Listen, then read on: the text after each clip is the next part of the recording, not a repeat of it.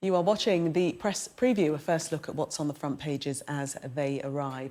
In the next half hour, we'll see what's making the headlines with the journalist and author Christina Patterson and editor of the Jewish Chronicle, Jake Wallis-Simons. So let's see what's on some of those front pages for you now. Well, the Sunday Telegraph has the latest from Matt Hancock's leaked WhatsApp messages with claims he wanted to ramp up a new variant to scare people. The Observer leads with senior Tory MPs turning on Boris Johnson, saying his response to the most recent Partygate report shows he has gone full Trump. The Sunday Times claims thousands of Ukrainian children have been abducted and taken to Russian re-education camps as the war continues. The Mirror goes with Prince Harry's latest interview, where he says he and other members of the royal family don't speak the same language. The Duke of Sussex's revealing live-streamed chat is also on the front of the Sunday People, which refers to him as deluded. The Mail on Sunday says Prime Minister Rishi Sunak is set to introduce new laws this week to put an end to migrants crossing the English Channel in small boats. The Express is also leading on the PM's vow to slow down the number of people seeking asylum in the UK. And according to doctors, getting a six-pack might not be as good for you as you may think. That's on the front of the Star. And a reminder that by scanning the QR code you'll see on screen during the programme, you can check out the front pages of tomorrow's newspapers while you watch us. And we are joined tonight by Christina Patterson and Jake Wallis-Simons. Welcome to both of you. Let's start with the Telegraph and further revelations in the lockdown, the so-called lockdown files from the Sunday Telegraph. Fill us in on the latest, Christina. Well, goodness me, this one is clearly going to run and run. And I personally think Isabel Oakeshott has behaved dishonourably. And I think clearly a lot of this stuff would have emerged because it was all handed to the investigation, and it would have and will emerge when the investigation is, takes place and we can all read the report, though it's true that is likely to be some time ahead. But I think the main message that comes across from these WhatsApp messages is just that they are an incredibly unedifying spectacle. I think the way that members of the government spoke about all kinds of people, the public primarily, but also senior scientists like Sir Jeremy Farrar, people like the head of the NHS, Sir Simon Stevens, they just spoke with such contempt, often using foul language. And I just find it quite upsetting, the fact that Matt Hancock was talking about scaring the pants of the public by using the talk of a new variant as a kind of comm strategy. I mean, we were already very scared, and rightly so, because under this government's handling of COVID, tens of thousands of people died, and many of them unnecessarily, not least because Matt Hancock's claim to be putting a protective ring around care homes turned out to be a total lie. So I find the whole thing quite upsetting. And the Telegraph is using these messages for its own agenda, which is that it was always fiercely opposed to lockdown, and it's apparently showing that that lockdown was imposed for bad reasons or in bad faith or for political reasons. And there do seem to be elements of that there, but they don't see what the alternative would have been. And the alternative would have been many more people dying and the NHS collapsing, because let's not think that this was about Boris Johnson having a lovely warm heart to the British public. This was about making sure that the NHS didn't actually collapse in a visible way. It did collapse actually in all kinds of ways, but the PR disaster of the NHS being seen to collapse would have been something that no government could survive. So overall, extremely unedifying and rather upsetting. What do you think, Jake, when you read the quotes revealed in these WhatsApp messages? Mr. Hancock saying in one, "We frighten the pants off everyone with the new strain," and the response is, "Yep, that's what will get proper behaviour change." Yes, behaviour change. What do you think when you read those quotes? Well, frankly, I feel that Matt Hancock has got to be probably one of the most repellent people in public life at the moment. Day after day, these revelations of how he behaved during that terrifying period for everybody, of great distress, seeing in his own words how he was preoccupied with his own self-image, how he was obsessed with pushing forward quite extreme lockdown policies, even in the face of evidence that led to other conclusions. The way in which he behaved with this sort of venal, self-serving, macho, ideological approach, I think really is beneath contempt. And this latest revelation that he wanted to frighten the pants off people in order to get them to comply with a heavy-handed government diktat, rather than give them the evidence and the respect to make their own decisions about risk and how they would best behave, I think is absolutely appalling. The government consistently exaggerated the threat. We knew this, exaggerated the threat, exaggerated the figures in some cases, nudged people and tried to frighten the pants off people, now we find out, in order to get people to comply through terror to measures that were overly draconian, taking individual responsibility out of the picture entirely. I mean, this is not behaviour which befits any kind of Tory, let alone anyone in a democracy. And I think that really the revelations day after day get more and more egregious. And there were accusations at the time, weren't there, of the government scaremongering, and we now see that's exactly what they were doing. Let's move on to the Observer and Partygate. Yes, it's still with us another day. I know you realised that we would be talking about it again. This quote on the front of the Observer: "He's gone full Trump," suggesting that even Conservatives are turning against the former Prime Minister Boris Johnson in terms of Partygate. Christina. Yes, well, I mean, I think that's a pretty accurate assessment of the situation. And let's not forget that this was the context, all of that scaring the pants of the public, very often with Boris Johnson's, well, clearly with Boris Johnson's approval and endorsement, although what's also clear from the WhatsApp messages is that he changed his mind every few minutes, according to the latest person he spoke to. So Dominic Cummings' assessment of him as a shopping trolley seems to have been entirely accurate. But the report from MPs, which has been released yesterday, is extremely damning and indicates that it looks as though on at least 4 occasions Boris Johnson did mislead Parliament. And when you see, again, the WhatsApp messages behind the scenes, which show members of staff at Downing Street essentially unable to come up with any justification and saying things like, hard to find a reason for this in my head, or trying to remember some of the others now, but extremely damning. And one said something like, well, this one sounds like a piss up. And, to be honest, that seems like pretty fair. I mean, I'm paraphrasing, but that's what one of the WhatsApp messages said. So it's a very, very damning assessment, and looks quite likely to see Boris Johnson banned from Parliament for at least 10 days, could be longer, and which could well lead to a by-election. And for him to instantly say that this report vindicates him, it is Trumpian, because it's a total contradiction of what the report actually says. So, I mean, I'll just be delighted when he skulks off from public life. I think support for him is draining, both in the Tory party and clearly already has in the country. And I think that raising Partygate again will not help him in any way at all, because I think that is the one thing the public will never, ever, ever forgive him for. Tobias Ellwood quoted the chair of the Defence Select Committee saying that the Prime Minister, Rishi Sunak, had shown real leadership with last week's deal on the Northern Ireland Protocol, but warned that the progress risks being undermined by Johnson.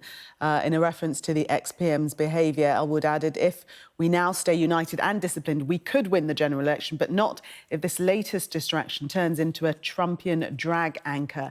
Do you think it is enough of a distraction to undermine the Conservative Party?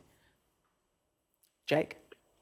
I think that if the Tory party doesn't manage to unite and find some kind of common, then winning the next election would be very difficult indeed. At the same time, I have some sympathy for Boris Johnson, because this inquiry really has appeared quite biased from the start, and the people involved in the inquiry, from Harriet Harman downwards, have almost all of them expressed opposition to, dislike of Boris Johnson many times in the past. But Jake, there were 4 Conservatives. There were 4 Conservatives amongst the MPs, weren't there? That's right, 4 Conservatives, and only one of them has not criticised Boris Johnson in the past. All the others have, and attacked him and tried to undermine him in different ways, including being part of the attempt to topple him through resignations. The problem is that Boris Johnson is a lightning rod for the Brexit issue, the divisive Brexit issue. And whether you're a Tory or a Lib Dem or an SNP member, there's one SNP member on the panel as well, if you are pro-Remain, you will have a level of hatred for Boris Johnson. It looks like a lot of them are motivated by that. And let's not forget that this report that's been released is a sort of pre-judgment. It's a pre-report. Boris himself hasn't yet had a chance to put his views across, which is going to happen, I think, next week. And so this report says that there's some suggestion that he's misled Parliament, but it's inconclusive.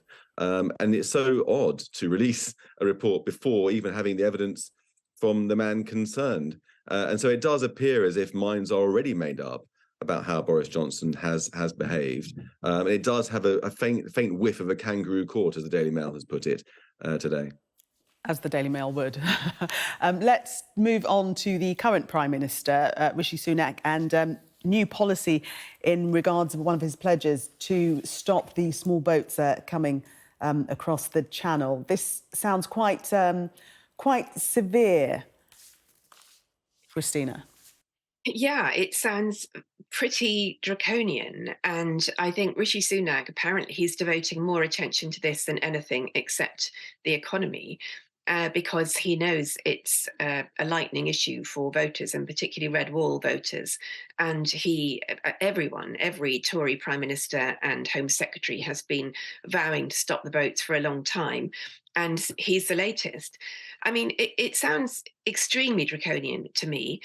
But I also have to say that I think the current system absolutely isn't working, because we have a system of quasi-immigration and asylum seeking, which is essentially enabled by people smugglers, and gives privileged access to young men who are able to pay people smugglers. So it doesn't give a look-in for very many women or children, and it's people who can play the system. So and of course people do risk their lives, they do die, and if they do get here, they are housed at considerable expense by the British taxpayer.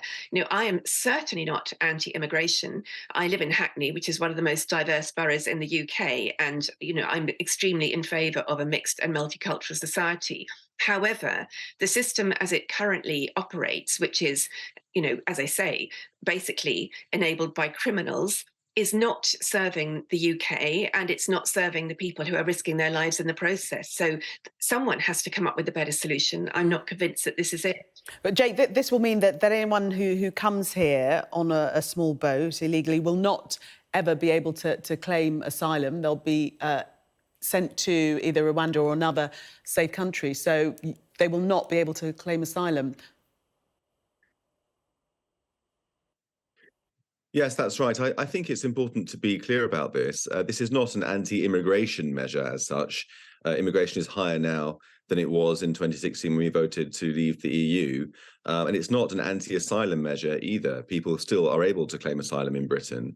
What it is a measure to stop the small boats, which, as Christina's mentioned, pump money into the people smuggling networks, privilege young men who have enough money to pay them, and in the end, take people who are escaping not from war-torn countries, but from France, from where they come over to Britain in small boats, risking their lives and wasting a lot of resources and heartache in trying to rescue them, and causing a ripple effect of other problems.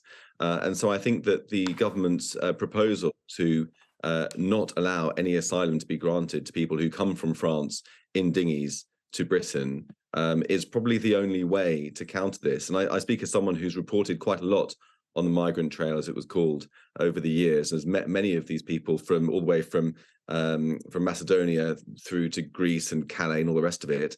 And some of them have heartbreaking stories. Others are on the bandwagon to try to exploit the trauma of refugees. But either way, once they reach France, they are safe. And for them to then risk their lives further to come over the Channel, and in some cases lose their lives, I think is an appalling state of affairs, and the government's right to propose this sort of legislation. Yeah, certainly one of his top 5 policy priorities. And the Mail also covering that story, quoting Rishi Sunak, "Make no mistake, I'll deport Channel migrants." Christine and Jake, for the moment, thank you. We are going to take a break. Coming up, reaction to Prince Harry's live chat, including this on the front of the Mirror, their headline, "Harry's new blast at Charles." Stay with us.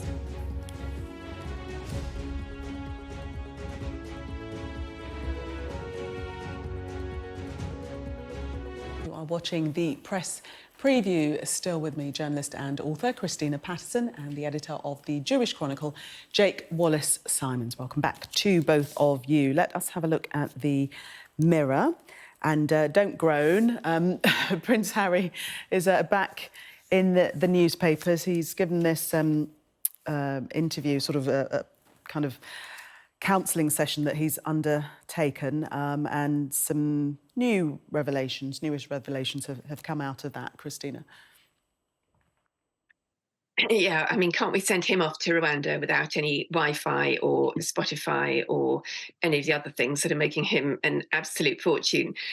I mean, it's got to the point where it's just embarrassing, actually. The fact that this man is making hundreds of millions out of selling his sub story, which, if you look at the rest of the news today, what's happening in Ukraine, what's happening with Ukrainian children, what's happening with people struggling to pay their bills in this country, I find it breathtaking that one man can think that his own apparent trauma can be so incredibly fascinating and newsworthy and worthy of the attention. I do feel sorry for what Harry has been through. You know, he does. His latest claim is he came from a broken home, like about 50% of children now. So it doesn't exactly put him in a kind of extremely rarefied a group. But, and of course, what he experienced in terms of media intrusion, particularly as a child, and the death of his mother was devastating. But it was not the worst suffering in the whole world. And the fact that he has the chutzpah, actually, to go to sort of do these highly monetized podcasts, films, interviews, talking about his trauma, it's breathtaking, and it's breathtakingly unkind to his family. Charles must just be, I mean, Charles came across as a very loving father in all the stuff that has emerged so far in the book, in the Netflix and so on, constantly calling him my darling boy and, you know, being very affectionate. And now he's moaning about not having had enough hugs as a child, lack of love. I'm sort of being completely inarticulate when I talk about him, because I find it breathtaking and really upsetting that anyone can go on and on and on about their pain so much. I just wish someone would pay him to shut up, quite frankly. Jake, do you have any sympathy for Prince Harry? I mean, he is certainly feeling this trauma. It's real. I think it would be inhuman to say that one didn't feel any sympathy for Prince Harry at all. I mean, obviously, he's had a very strange and difficult life anyway, as a royal and growing up in the public eye, plus the death of his mother and all the things that we know about must have contributed towards a sense of trauma or difficulty. But it's very hard to have any sympathy for how he's behaving as a result of it at the moment, in continually slinging hand grenades from his rarefied LA mansion into Windsor Castle or Buckingham Palace, and really doing a lot of damage to an institution that means so much to so many people. And this latest episode, this sort of live counselling session with Gabor Mate, I think really is very revealing of his milieu and his sense of judgment, because Gabor Mate, as the Jewish Chronicle actually has reported this week, is a very problematic, controversial figure, supporter of Jeremy Corbyn, who has defended Hamas terrorists, and indeed has compared them to the Jewish fighters who fought the Nazis in the Second World War. And so this is a very controversial and outspoken hard left figure that Prince Harry is associating with, spilling his heart to in public on television. I mean, it's very, very unedifying and insulting to a lot of people. So as much sympathy as we have for him and what he's been through as a child, it's very difficult to condone the way in which he's behaving now as an adult. Christina, the Sunday People, their headline quoting Harry is saying, "Showing my trauma is an act of service. Your thoughts on that? Well, the Sunday People, with which I don't very often agree, is calling him deluded. And I'm afraid I think that is exactly right. The idea that the greatest act of service he can contribute to the world now is talking about his trauma. I mean, how about actively volunteering? How about giving some of those millions to help people who really are suffering? I think we've seen from the Archwell accounts that very little has actually been given to charity, and he and his wife are raking it in. They are really raking it in. So I'm afraid I think he is deluded. And I think the people who are advising him very badly. I don't doubt that all of this extraordinary behavior is the result of some trauma, but it's shocking. Christina, we've run out of time. Must leave it there. Thank you so much.